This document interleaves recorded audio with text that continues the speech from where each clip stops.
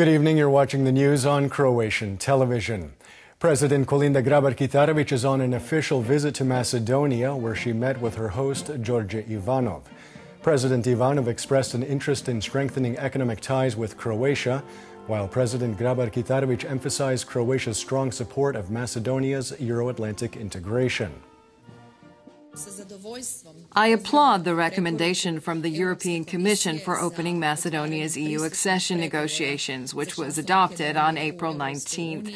Croatia will do everything in its power to ensure that a decision on a date for opening negotiations is made as soon as possible, if at all possible by June of this year. Government adopted its so-called Convergence Plan and National Reform Program today. The document must be forwarded to Brussels by the end of the month.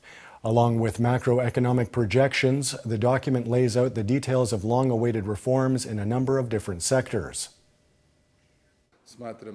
I believe this is the best framework for implementing reforms and that this is the right time for this, because you all now have a good command of processes in your respective ministries, you know what the strategic priorities are, and we have an economic growth and very favorable macroeconomic indicators.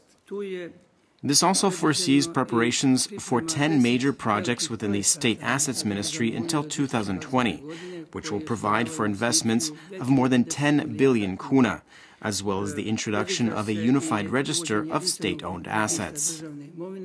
The first area is curricular reform in general education. Second is the curricular reform of vocational education. The third deals with the relevant higher education. And the fourth is stimulating excellence in science and linking it to the economy. This foresees a thorough reform of the pension system, and we have to immediately put citizens' minds at ease and dispel any myths that they will have to work until they die or work until exhaustion.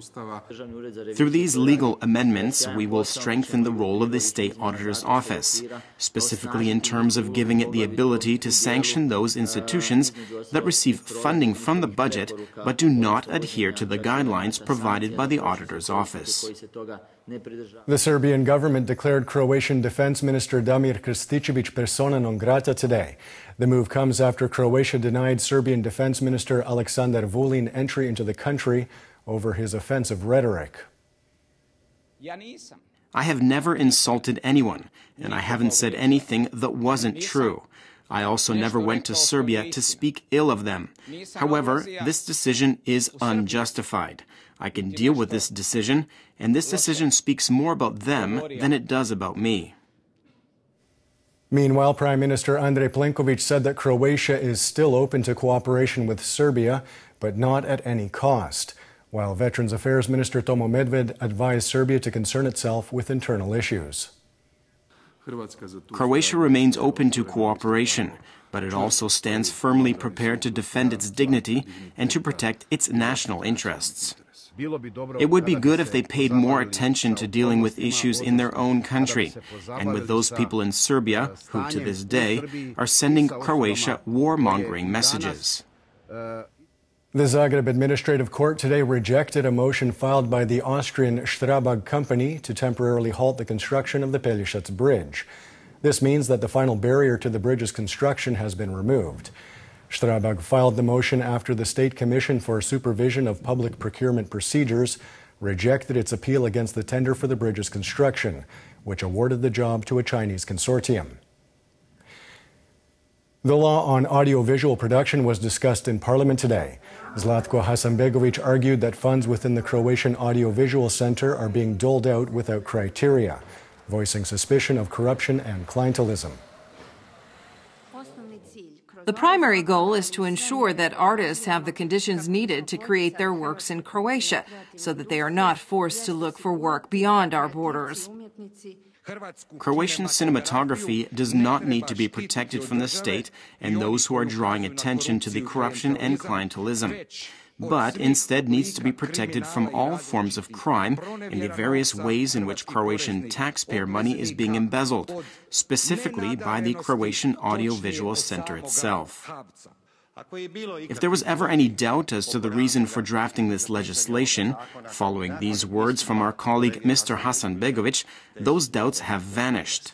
It is all crystal clear. Fear of Mr. Hasanbegovic and those like-minded. The Croatian Academy of Arts and Sciences today celebrated its 157th anniversary. On the occasion, the Academy handed out its annual achievement awards.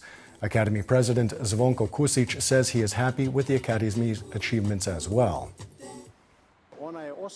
Along with its fundamental mission of protecting our identity and representing the country and this nation, the Academy today is a stable and open institution, one that is turned towards the future and included in the resolving of all contemporary societal issues, obviously without the daily politics. And taking a quick look at sports, Croatia's Dona Vekic is through to the quarterfinals of the WTA tennis tournament in Istanbul after beating Australian Ajla Tomljanovic 6-1, 6-2 this afternoon.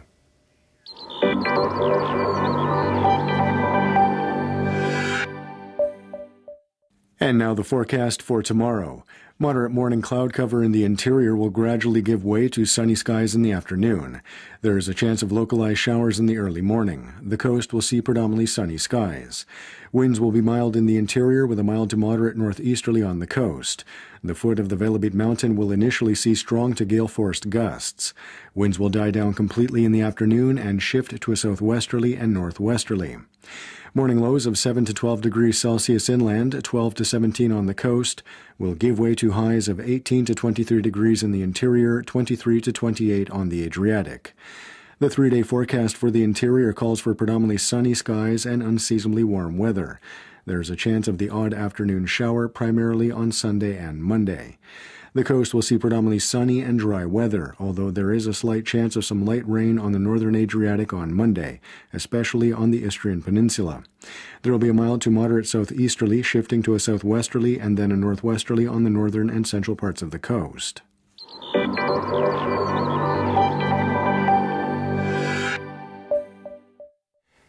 And that wraps up the news. Be sure to join us again tomorrow night.